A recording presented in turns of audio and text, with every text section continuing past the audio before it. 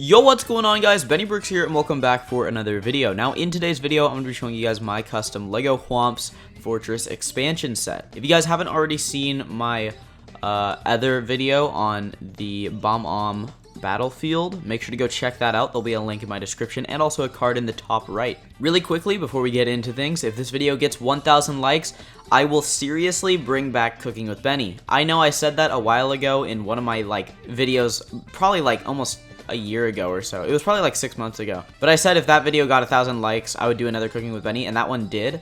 But now I got a new camera and some new lights and stuff, so it'll look really cool. So if this video gets 1,000 likes, I will do another Cooking with Benny. Make sure to comment down below stuff that you want me to cook. And if you don't know what I'm talking about, I used to do these episodes where I would just cook stuff in the kitchen, and it was really fun, so yeah.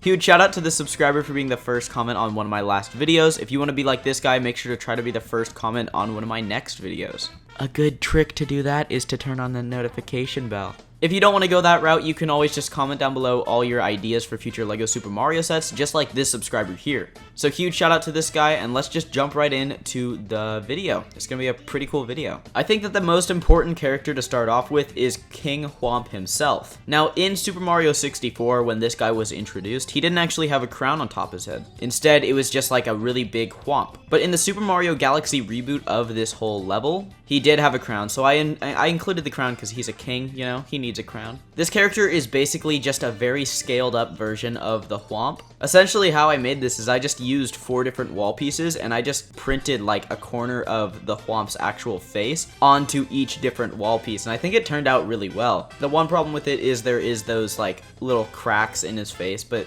hey, that just means he's I don't know, aging cement or something. The feet are pretty cool. I like how they're angled out instead of facing forward, exactly like the mini whomp, or the regular whomp, I guess. He looks pretty mini compared to this whomp because this whomp is absolutely massive, just like in game. And honestly, this was kind of the hardest part of the whole build for today's video. King WHOMP is really, really big, and it's kind of hard to build a smaller LEGO Mario set around that, you know? That's realistic. But yeah, that's basically it for this character. Let's move on to the next one. Speaking of whomps, now this is the next character in the set. This is a regular sized whomp, not king sized, as you can see. The build for this is the exact same one that came in the Whomp Lava Trouble that we got in 2020 for the original wave of the Mario sets. Now, I will admit, making the prints for these is actually kind of hard because I have to go through and get the one that I have in hand and kind of just sketch it on Photoshop, so I hope it looks okay. There isn't really a site to go on or a picture to grab off the internet to just put as his face, so I drew that on Photoshop.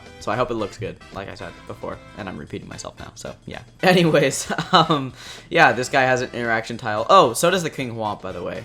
They both have interaction tiles on their back. King WHOMP uses 10 hits to fully get your coins and kill him. And for the regular sized WHOMP, I don't know. I don't remember what it is. It's probably around 4, and I'm not going to go check right now because I'm lazy. Alright, next character in this set is the Petey Piranha. Now, this is exclusive Petey Piranha. This is actually a reference to Mario 64. I could have either done this type of Petey Piranha or the more common and more well-known one, which is the red and white instead of the green and red. As you can see, there is a interactive Mario tile on top of this character. That does look a little weird, but hey, you know what?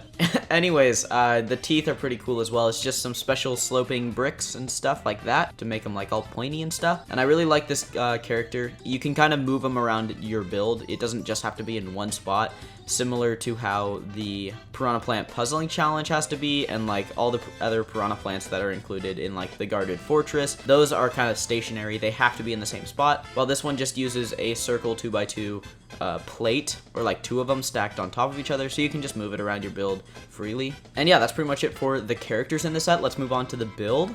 So the first little area that we are going to start off with by talking about the build is the painting. Now, this is actually the WHOMP'S Fortress painting that you see in Super Mario 64 in Peach's Castle. This is how you start the level. You can see there is a little interaction tile on the very bottom of this. That works just like a pipe does, so Mario uses that to jump into the level. You can see there's not that much detail. There is some special bricks to kind of make it look like a brick textured wall, which I really like.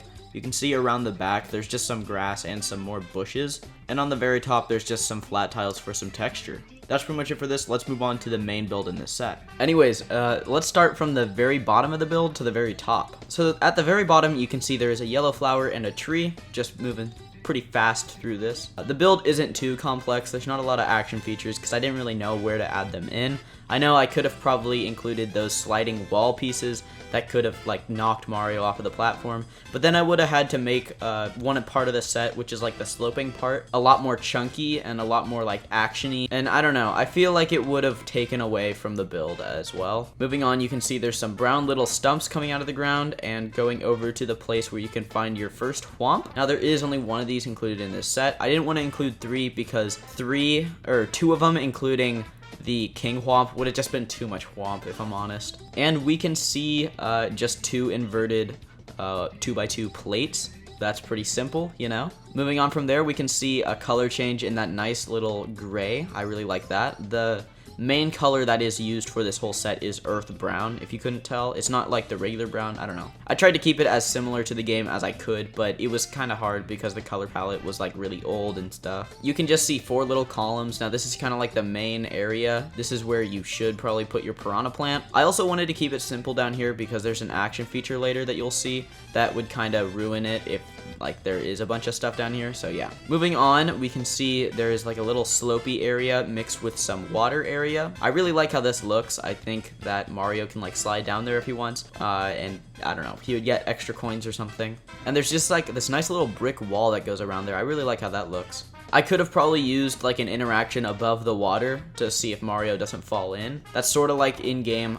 I wanted to, but like I said, I tried to make it as small as possible to be as realistic as possible. Now there is a little section over here that includes a coin block. Now I know there's no coin blocks in this actual level, or not that I'm aware of, but you can see I just put that for filler because there's not enough interaction in this set. So Mario can jump on that, and then he can also jump over to a piranha plant if you want to choose to put it there. You know, you can put it wherever. But moving on to the main section, you can kind of see this is how it looks like with nothing on top of it. So this part is where like the interesting factor of this whole set comes in. The very top is my personal favorite part. So you can either put this part on where, okay, so this part is, you can see this is like the main action feature of the set. There's 2 little trap doors that you can actually flip open by turning the lever. And that would, if you put King Whomp on the very top, that would make him fall forward and have Mario or Luigi be able to collect his coins from like his back interaction tile. You can see that's kind of littered with a bunch of different flat tiles and stuff like that. So it's really easy to pose a lot of your Whomps and stuff. Now, like I said, I tried to make the bottom area a lot simpler, so you can kind of just like throw him off with the action feature and it wouldn't really ruin any of your builds.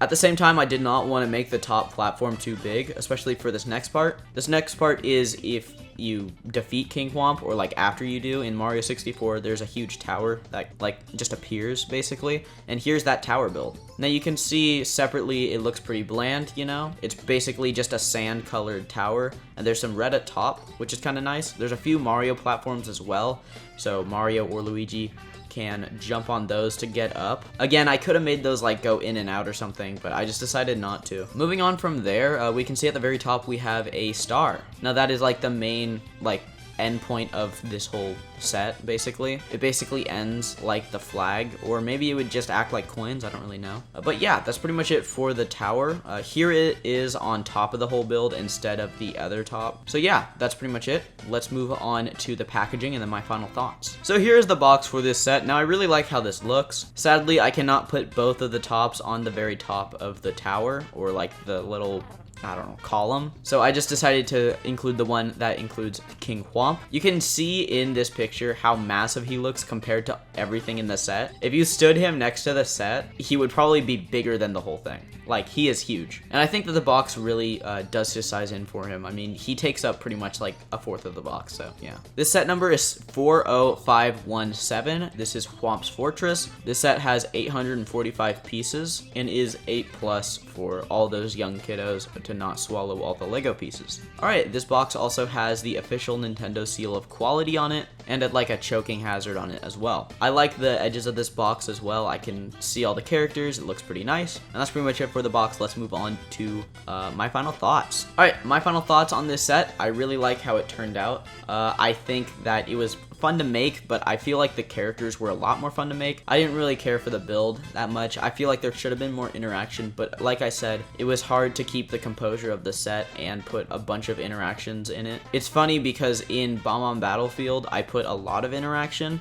or like not a lot, but like enough, you know? And in the actual level in game, there wasn't as much interaction as there was in WHOMP'S Fortress, and this only has like 2 interactions in it. So honestly, my thoughts on the set, I love the characters. I think we need a broader variety of bosses. We have King Boo and Bowser basically, and like the Bowser's airship, I guess. But there's not a lot of like hard-hitting bosses. I guess we do have the Koopalings, but like I said, there's not really a lot of hard-hitting bosses. We need more, or I need more to satisfy my selfish needs.